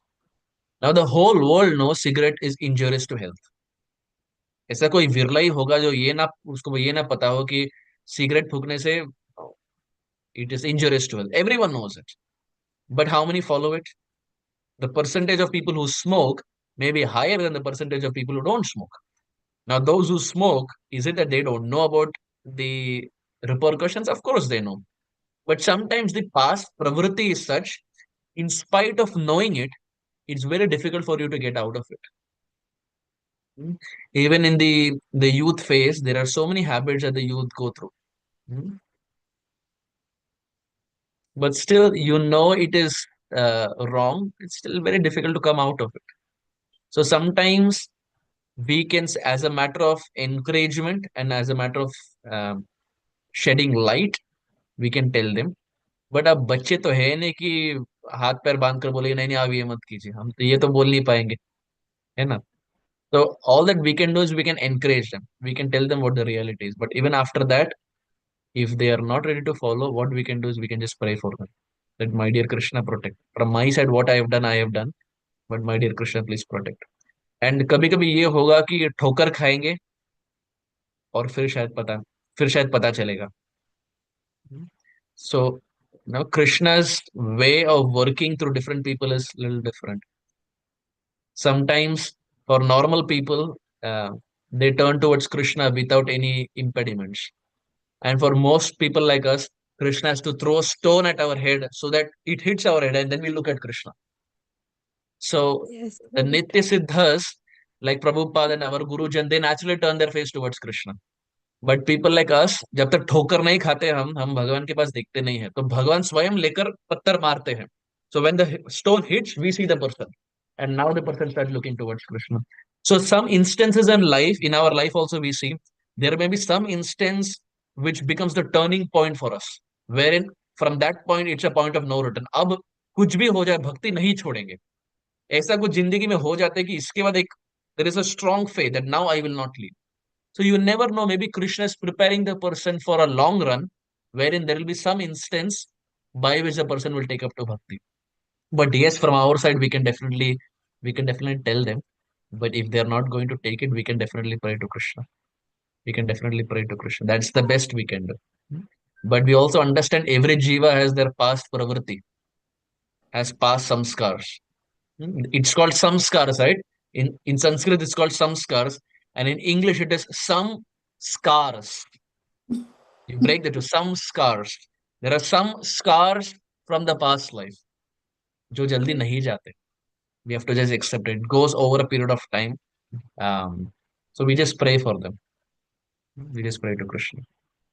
Prabhuji, one last, it will not take much time. Prabhuji, that about lotus feet, आपने एक श्लोक coat किया था. From where did you tell that shloka? Um, About कुल- मुकुंदमाला स्तोत्र by king Kulashekhara. Mukundamala स्तोत्र नामक एक पुस्तक है, आपको ऑनलाइन प्राप्त हो जाएगा. उसमें शायद तीसरा श्लोक है, श्लोक नंबर 3, मुकुंद okay. मूर्धना प्रणिपत्ते याचे. तो यदि आप गूगल करेंगे तो आपको मिल जाएगा, के सॉन्ग्स में भी मिल जाएगा आपको. तीसरा Okay. श्लोक नंबर है, पुस्तक का नाम है मुकुंदमाला स्तोत्र.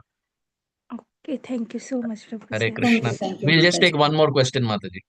Yeah, sure, Prabhu. Thank you so much for that samskars and samskars. Prabhu, please go ahead.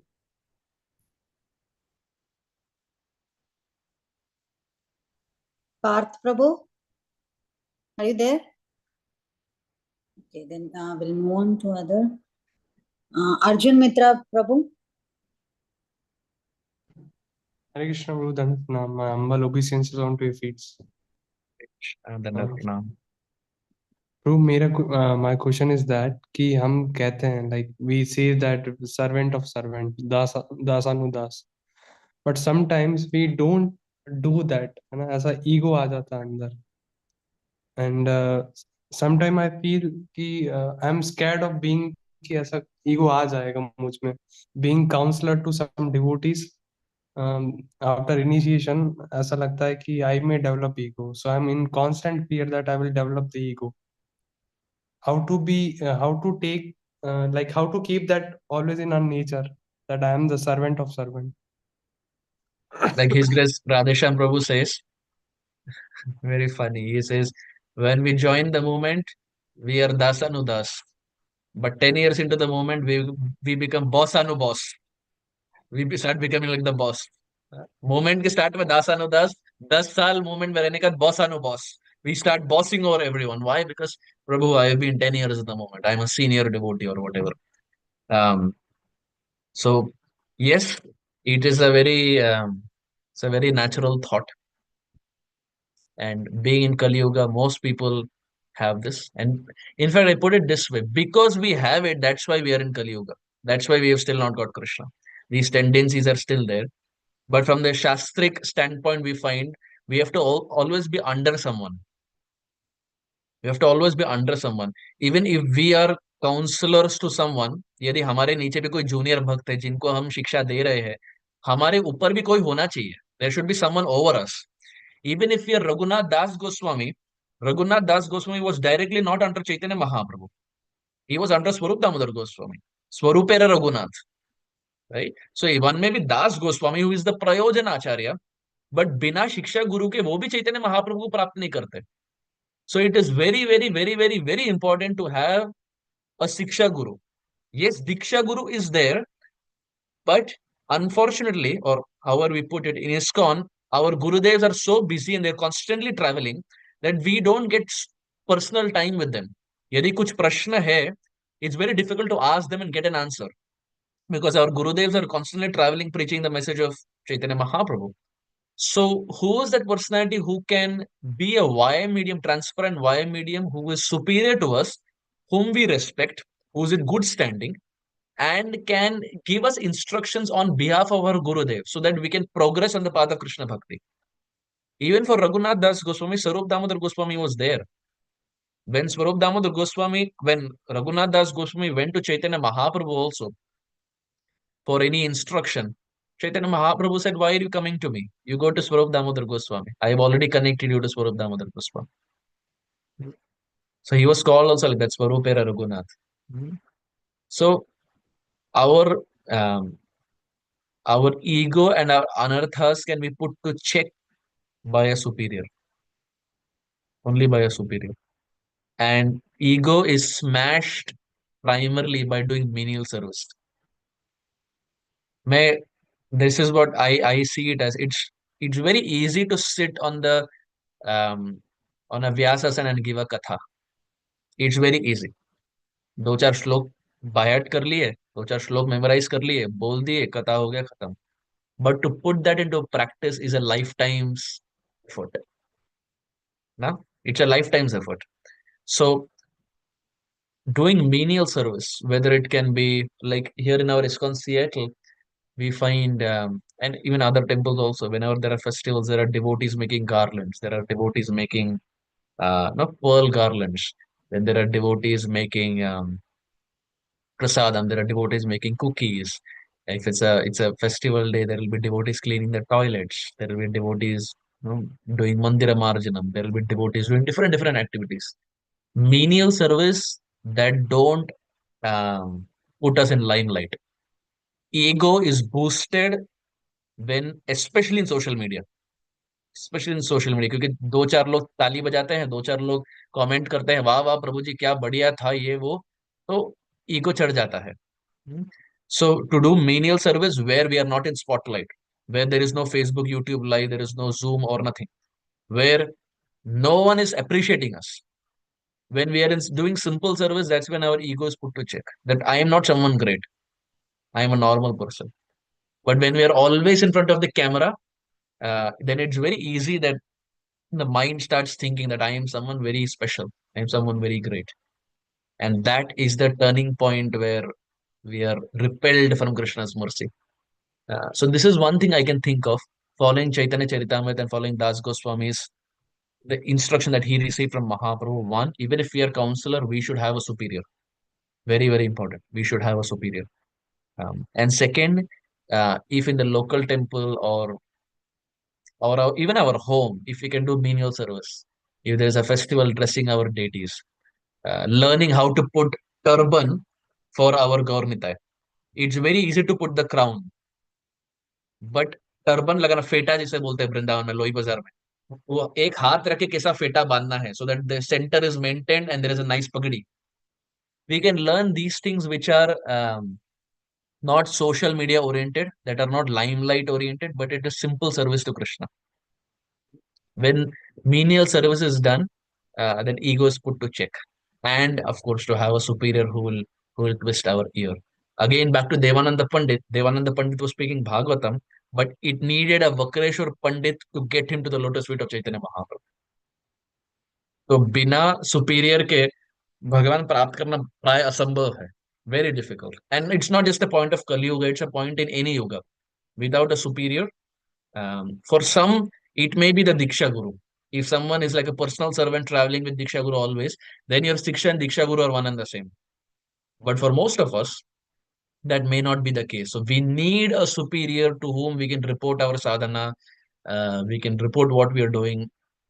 There can be changes, amendments in our sadhana, what things we can add, what are the new verses we can memorize, what are the things we should do, what are the things we shouldn't do. We need some superior who can put a check to our ego. Does that help, Prabhuji? Yes, Prabhu. Thank you so much, Prabhu, for the great answers. Thank you. Hare Krishna. Hare Krishna. Thank you so much, Prabhuji. Now we can end. Yes, we'll end. Thank you so much, Prabhuji, once again for that very wonderful class and Q&A session also. Thank you so much, devotees. We know many of you are there with hand raised, but we'll find next time when Prabhuji is on the call, you can ask your queries. Thank you, Prabhuji. We'll pay our obeisances to Prabhuji. Vancha kalpadrupasya kripa sindhupe vacha patitanam पावनेभ्यो वैष्णवेभ्यो नमो नमः वैष्णवेभ्यो नमो नमः Jai की Srila जय Prabhupada. Thank you Prabhu ji Thank you, Prabhuji. Hare Krishna. Hare Krishna It is a very nice class. Hare Krishna. Devotees.